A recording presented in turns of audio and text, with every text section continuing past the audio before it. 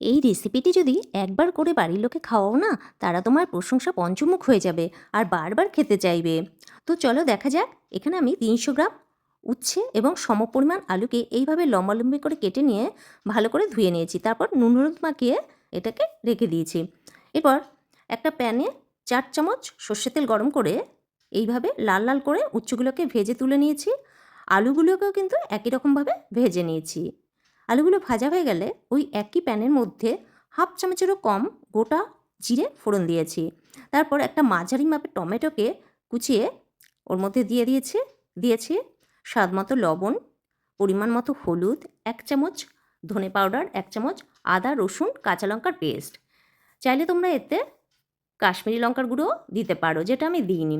এরপর হাতার পিছনটা দিয়ে এইভাবে চেপে চেপে টমেটোটাকে একটু নরম করে নিচ্ছি। দিলাম 1 চামচ চিনি আর হাফ চামচেরও কম গরম মশলার গুঁড়ো। তারপর উচ্ছে আলুটাকে ঢেলে দিলাম। ভালো করে এটাকে 7 থেকে 8 মিনিট এইভাবে নাড়িয়ে নিয়ে রান্না করে নেব। যখন প্রায় রান্নাটা হয়ে আসবে, এর মধ্যে হাতে গুঁড়ো করে রাখা কিছুটা কাসুরি মেথি দিয়ে দেবো। 2 মিনিট নাড়িয়ে নেব। ব্যাস তৈরি হয়ে গেল উচ্ছে দিয়ে তৈরি একটা ইউনিক স্বাদের রেসিপি, যেটা গরম ভাতে প্রথম পাতে খেতে কিন্তু দুর্দান্ত লাগে। ভিডিওটা যদি ভালো লাগে আমাকে ফলো দিয়ে একটা লাইক ও শেয়ার করে আমার পাশে থাকার অনুরোধ রইল।